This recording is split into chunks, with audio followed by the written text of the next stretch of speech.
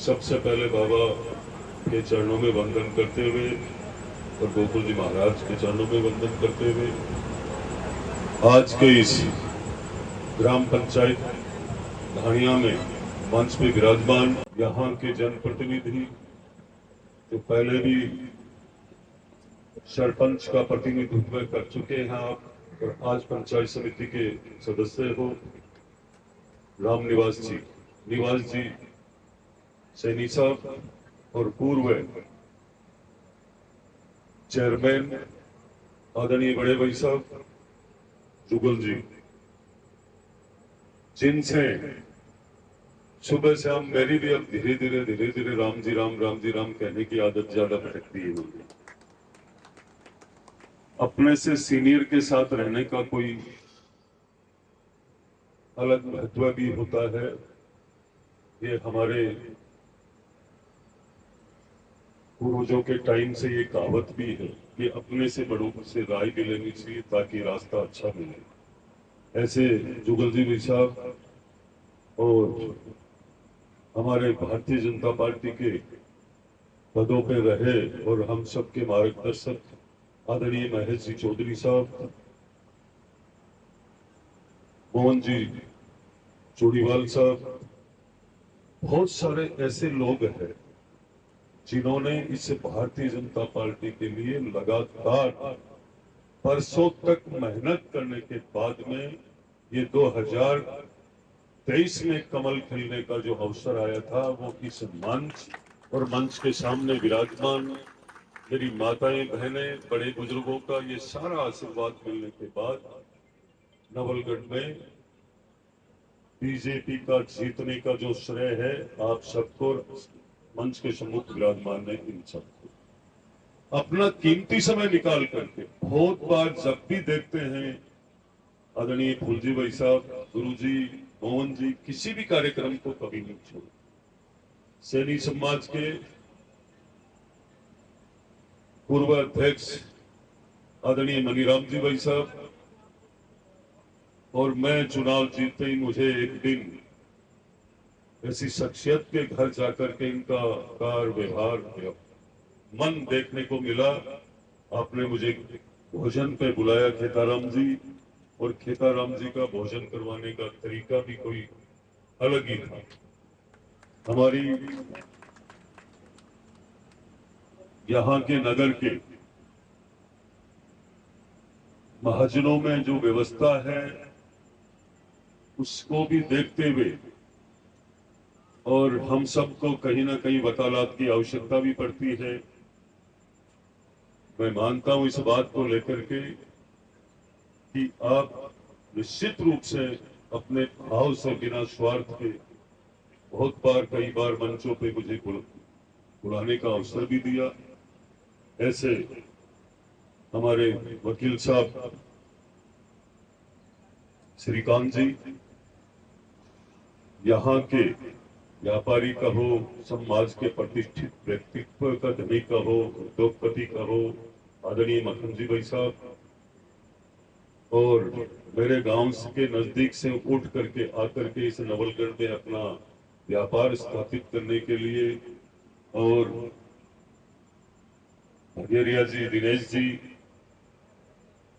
हमारे 6 number ward से मेरे साथ पधारे पार्षद महोदय सुरेंद्र जी, मुकनगढ़ से पधारे हुए राम कुमार जी सैनी साहब, और इस भारतीय जनता पार्टी के हर किसी भी वक्त में अपनी पूरी ताकत से पार्टी को मजबूत करने के लिए हमेशा बड़ी ईमानदारी से इस नवलगढ़ के अंदर और नवलगढ़ के नगर पालिका के विपक्ष कहो और चाहे पक्ष कहो अपने आप में अपनी मजबूती प्रदान करने वाले ऐसे आदरणीय जयंती जी भाई साहब, हमारे कर्नल भैसला जी, और लाला वाली धानी से लाला राम जी, आज बड़ा प्रमुख सा कार्यक्रम लगा है जिसमें आप लोगों की उपस्थिति जैसी दर्ज हुई है। उससे ये लगता है कि मैं सही ना सही कहीं ना कहीं अच्छे मार्ग पे अच्छा काम कर रहा हूँ। ये आप लोगों को देख करके, आप लोगों के आशीर्वाद से मुझे बैठे बैठे मंच पर महसूस हो रहा था, क्योंकि इस नवलगढ़ की दशा चेंज करने वाले लोग मंच पे भी है और मंच के सामने भी विराजमान है, जिसके साथ, जिस पार्टी के साथ मजबूती से लग जाते हैं, वो ताकत आज मुझे देखने को मिल रही है। मैं आप सबका बहुत बहुत आभार, धन्यवाद व्यक्त करता हूं। और सबसे पहले तो मुझे उनका करना चाहिए जिनका नाम लास्ट में मैं इसलिए ले रहा हूं कि आप भी ये बगीची आपने क्यों चुनी। भाई साहब के पास मंडी में जाते हैं तो वहां बालाजी का मंदिर, यहाँ कार्यक्रम में मैं आया तो मुझे देखकर मुझे अलग महसूस हुआ कि किस जगह कैसे आपके भाव को मैं प्रणाम करता हूं। और आपने जिस कदर, नरेश जी भाई साहब, आप उस चीज के व्यापारी हो जो 24 घंटा मानव जीवन में चाहिए ही चाहिए, चाहे वो फ्रूट हो चाहे सब्जी हो। आप कसौटी पे अपने आप में खरे उतरने वाले ऐसे व्यक्तित्व की धनी हो। और जिस कदर किसी को भी ताकत मिले और वो ताकत स्टैंड करने वाली, वो ताकत ईमानदारी से रहने वाली ताकत, वो लंबी चल सकती है। वो ऐसे नरेश जी भाई साहब, आपने शानदार कार्यक्रम किया। अभी हमारे बीच में जिनको नवलगढ़ में फोटो स्टूडियो के रूप में तो जाने जाते ही है, मुरली जी भाई साहब, शानदार आपने ये संचालन किया। और संचालन के साथ साथ आपका मन का जो भाव है वो इस नवलगढ़ को विकास के पथ पर लेकर ही जाएगा। हमारे में से हमारा कार्यक्रम में पूरी विधानसभा क्षेत्र में किसी भी गांव में कोई कार्यक्रम होता है, वहां नाव की आवश्यकता बहुत कम पड़ती है। उस मीटिंग में उस मंच को मात्र नजर देख करके बता देती है कहाँ दिक्कत है, कैसे तकलीफ है। मैं मेरी नजरों की बात बता रहा हूं। आज इतना शानदार कार्यक्रम जो किया है आप लोगों ने, जो कीमती समय आप लोगों ने निकाला है, आज के पहले भी जब 2023 के चुनाव में आपने भारतीय जनता पार्टी को मजबूत करने के लिए, आपने राजस्थान की सरकार को बदलने के लिए, आपने नवलगढ़ के गुंडा राज को खत्म करने के लिए, नवलगढ़ में आपने जो भ्रष्टाचार खत्म करने के लिए रात और दिन एक आप लोगों ने की थी, सब जाकर के नवलगढ़ में पहली बार भारतीय जनता पार्टी जीती। और वो जीत का श्रेय आपको है, इस मंच को है। मंच के सामने विराजमान मेरी मातृ शक्ति, नौजवान साथियों, बड़े बुजुर्गों, आप सबका है। मेरा कुछ भी नहीं है। मुझे टिकट देकर के पार्टी ने, ऊपर के नेतृत्व ने भरोसा करके मुझे मेरे पे भेजा है और आप लोगों ने आशीर्वाद देकर मुझे विधानसभा तक भेजा। इसका ऋण लगातार विकास के रूप में चुकाने के लिए मैं लगा रहता हूं, रात और दिन। वो मेरी मेहनत, उसमें मैं कभी कसर नहीं छोड़ूंगा। आपके साथ चुनाव में मैंने कई वादे किए, कई पूरे हुए हैं। इसके अलावा भी मैं आपके कई व्यवस्थाएं, कई वादे मेरे मन से नए बना करके मैं पूरे करने की व्यवस्था कर रहा हूं, जो आप लोगों के सामने है। आपकी ग्राम पंचायत को मैंने कई रोड़े भी दी है। आपकी ग्राम पंचायत में जब मैं चुनाव में आया था तो यहाँ वो पानी भरा हुआ था। मैंने चुनाव के बाद उस पानी को तुरंत हटाने के लिए विधायक कोष से मैंने बजट दिया, वो काम भी हुआ। मैं चुनाव में आया था तो मुझे 11,000 की लाइन बनाई गई थी। चुनाव के जस्ट बाद में वो लाइन हटी ना, क्या नहीं हटी? हटी थी। पानी और बिजली की समस्या पे पूर्ण रूप से मैं ध्यान इसलिए कर रहा हूं कि पिछली बार जो ही मैं चुनाव जीतने के बाद गर्मी का अवसर आया। गर्मी के मौके पर ऐसे ऐसे टेलीफोन आते थे, बच्चे रो रहे हैं, लाइट जा रही है। कोई कह रहे थे कि मेरे घर में श्वास का रोगी है, कोई कह रहे हम आज ही ऑपरेशन करा के लाए हैं। उनकी पीड़ा को देख करके मैंने नवलगढ़ जयपुर के बीच में जब तक 500-700 करोड़ रुपए इस नवलगढ़ के लिए, बिजली के विकास के लिए मंजूर नहीं हुए, तब तक मैं नहीं रुका था। कभी भी किसी ने ये विचार नहीं किया था, कभी किसी ने नहीं सोचा कि ये बिजली जाती है और ये फाल्ट होते हैं बार बार, क्यों हो रहे हैं, किस वजह से गर्मी में ट्रिपिंग हो रही है। कभी नहीं सोचा। इस नवलगढ़ शहर की हालात ये थी, सुनारिया कुआ पावरोस पे जब आज के 1977 में जो व्यवस्था हुई थी वो की वो अब तक पड़ी थी, जिसको हमने पावर बढ़ा करके और अब काम चालू करवा दिया। नवलगढ़ में आने वाले टाइम में नवलगढ़ शहर को बिजली से की समस्या से निजात मिलेगा। वही हालात मुकंदगढ़ की थी।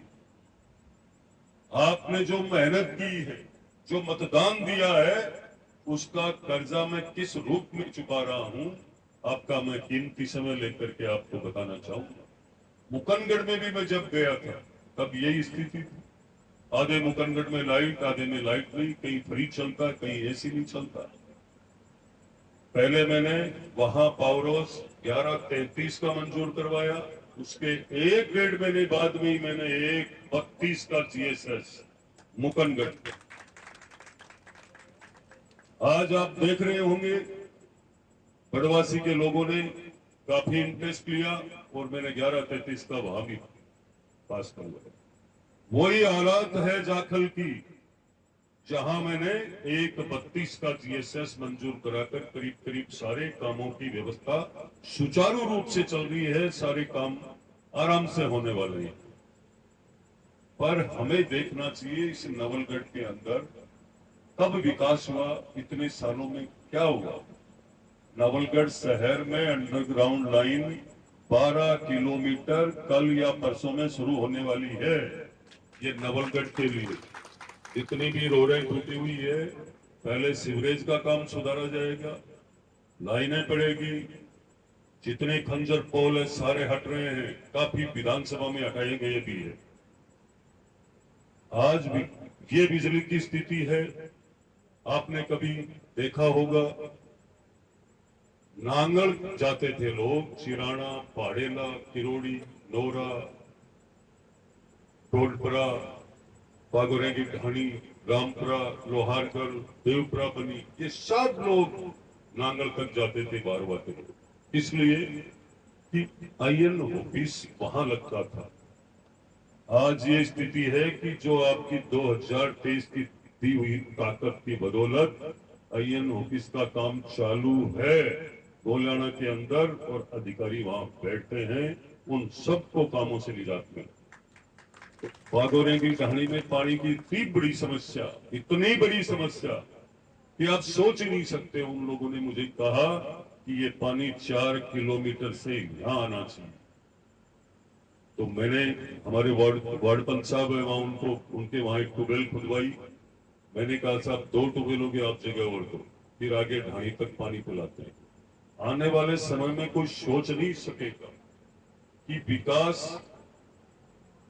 विकास की बात मैं करता रहूंगा, रात की 12 बज जाएगी, गारंटी से कह रहा हूं।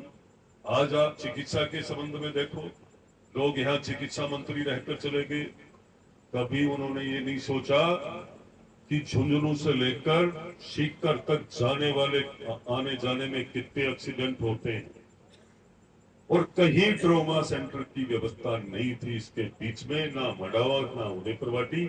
हालात ये थी कि लोग मरते थे इसकी वजह से। आज इस अचानक उपचार के लिए यहाँ ट्रोमा की व्यवस्था होने जा रही है। लोग राजनीति कर सकते हैं, पर किसी ने ये विचार नहीं किया हमारी बहन बेटियां, कोई जैसलमेर बैठी है, कोई बाड़मेर बैठी है, कोई चित्तौड़ में बैठी है। बात करते थे तो कहते यहाँ सीटें नहीं है, मैंने पहले ही व्यवस्था करी, नवलगढ़ में जिला अस्पताल में बेड बढ़वाने की, मुकंदगढ़ में, जाखल में बढ़ते ही सीटें बढ़ी।